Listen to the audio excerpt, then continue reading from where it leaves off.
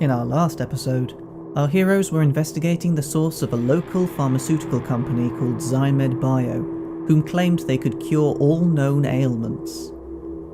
While Connor managed to sneak into the building's security room to find out what they were covering up, Bryony's lab tests came to the bizarre conclusion that this medicine was some sort of milk, before the medicine itself began to move with a life of its own. After Bryony's phone call was abruptly cut off by a sudden cry of help, Connor raced down the hospital corridor as fast as he could, ignoring the protests from passing patients and staff members. Finding the laboratory, he kicked the door open just in time to find Bryony panting in the middle of the room, wielding a fire extinguisher and surrounded by these icy white puddles. "What the hell happened? You alright?" asked Connor. "It attacked me, Connor," Bryony exclaimed. "I was analysing it with the spectrometer and it just came to life. I was reading the results of the test, calling you, when it started moving like some kind of, I don't know, never seen anything like it." Alright. Calm down. Did any of it touch you? "No. CO2 fire extinguishers freeze it." "Oh shit, the patients. If we don't do something, everyone in this hospital who's been injected with this miracle drug crap is going to end up like Charles in less than a month." Connor was quiet for a moment, before finally deciding on a plan. A plan that would change them both forever.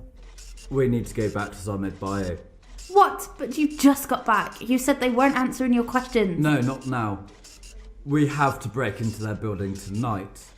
We have to find out what these people aren't telling us. Under the cover of darkness, the siblings made their way towards the pharmacy building. While the whole building was completely dark, there were still cars waiting in the car park long after midnight. What made it even weirder, the front door was just left wide open, almost inviting the two to enter. It all felt strange, but it was too late to turn back now.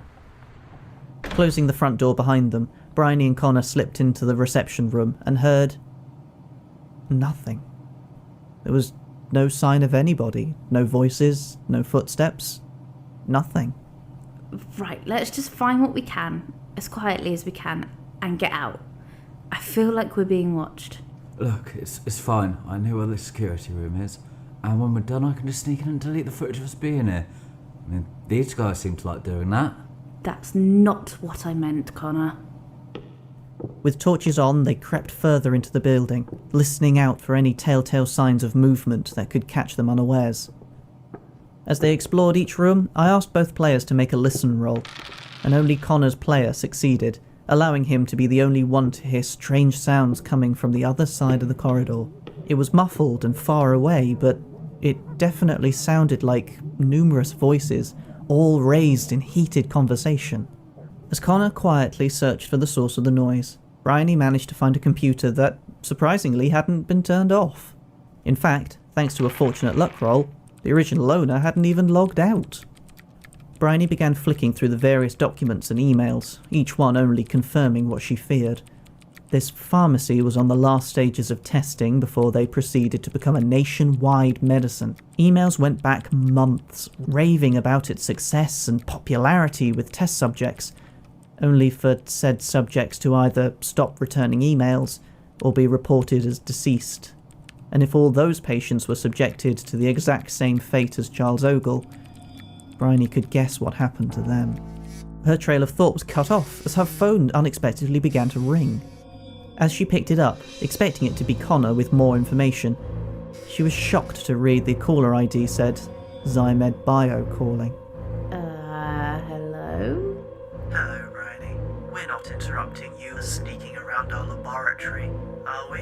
Who is this? And how do you know who I am? We watched as you stole our Xylactus medicine from our staff to run your little tests. We watched as Connor snuck into our surveillance room to watch our footage. We even watched as you both killed poor Charles Ogle with your bare hands. No, I didn't. That was... people are going to find out the truth. You won't stop us from telling everyone what you're really doing. We'll do no such thing. You came here looking for answers about our medicine, Bryony. And answers you shall have. Suddenly, the computer before her opened a video all by itself, and Bryony found herself unable to look away, as she watched in stunned silence as the video played on. Back down the corridor, Connor continued following the sound of the voices, until he found himself outside a door labelled Dog Containment. It was clear now voices were yelling in that room, but he still couldn't make out what they were saying. Inevitably, his own curiosity got the better of him, as he took hold of the handle, took a deep breath, and slowly opened the door. The moment light filled the room, the sound of heated voices grew into a cacophony of shouting. There wasn't a single person inside this room. Instead, several dogs were bellowing with human voices. These dogs, if you could still call them that, were abhorrently mutated. Each had elongated hands instead of paws, deformed bodies to accompany new limbs, and some who had heads that appeared more human. Bryony didn't hear any of the dogs from the other side of the building. She was paralysed by the screen as a torrent of CCTV videos flashed before her eyes like nightmares, before revealing the origin of the medicine. At first, she only saw an empty giant metal room covered in pipes and troughs. Then, Bryony could only watch in disgust and horror as a vast fleshy tentacle unravelled itself into the room, dripping and oozing familiar white liquid into the troughs as it went. Then, I asked for sanity rolls from both my players. Madness is Call of Cthulhu's bread and butter. Witnessing the horrors of the mythos can bring about bouts of insanity, causing anything from hallucinations to sudden actions like running away, all the way to complete personality changes. Bryony's player had failed her sanity roll, which resulted in madness as she found her way into a laboratory, frantically rummaging through cupboards and cabinets. Triflamine. Ooh, ethylene diamine. Yes, this can burn. Ooh, this place needs to be destroyed. I'll burn it from within. Yes, fire. Ooh, I need fire. Why don't labs have matches? Why can I never... Madness had taken hold of her. Connor's player, inversely, had succeeded his sanity roll, letting him keep his mind and control of his character, shutting the door from the disturbing sight and blocking out the sound of the screaming dogs to stop his head from bursting from the noise. Connor thought he heard something else from the hallway.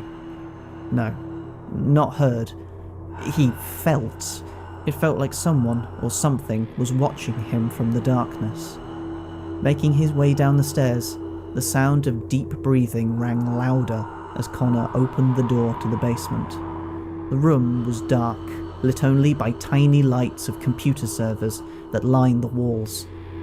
But he could still make out the shape of something huge waiting in the shadows. Hello, Connor.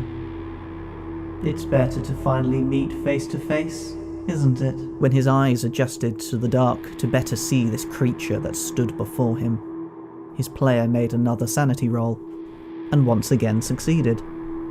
What are you? Is it not obvious, Connor? We are the distributor of the medicine, the creature spoke. We've provided the mother's milk for quite some time now. You made that stuff? You turned people into those mutant things. We have spread the mother's milk and rid those poor souls of disease and pain. We have stripped them of their human physical limitations, and they have been born anew. Surely you did not wish them ill, Connor? Yes, I mean, no, I don't, Connor, but... It is foolish to resist our work for the good of your species. Spread the good name of the Mother God, and we shall rid humanity of its ailments, it said, its voice somehow hypnotic, despite coming from such a disgusting source. Unbeknownst to Connor, the creature was attempting to hypnotize him, and he felt his consciousness began to slip into hazy obedience. Suddenly, a fire alarm rang out across the entire building, snapping Connor out of his trance. In this sudden realization, he ran back up the stairs. Dashing down the hall, Connor turned just in time to see a maddened Bryony emerging from a doorway. Bryony, we need to get out of here. There's something in the basement that... Wait, what the hell did you do? This place is evil, Connor. Why won't it burn faster? Burn, wait. You actually started a fire? Sure enough, the rooms were being swallowed by tons of flame around them. In her madness, Bryony had started a fire, with them still trapped inside. Leaping through the burning wreckage, they managed to dash across the car park and kept running and running until they were sure they were safe. Before them, the ZyMedBio building continued to burn, along with the horrors the heroes had seen, and the evidence of any monstrous creatures that lived in there. The next day, it was Connor's job to report on the fire to the local newspaper, and he decided to lie. 0 casualties, and clues of faulty electronics during the night. For the sake of humanity, nobody should ever know the real truth of what went on in that building.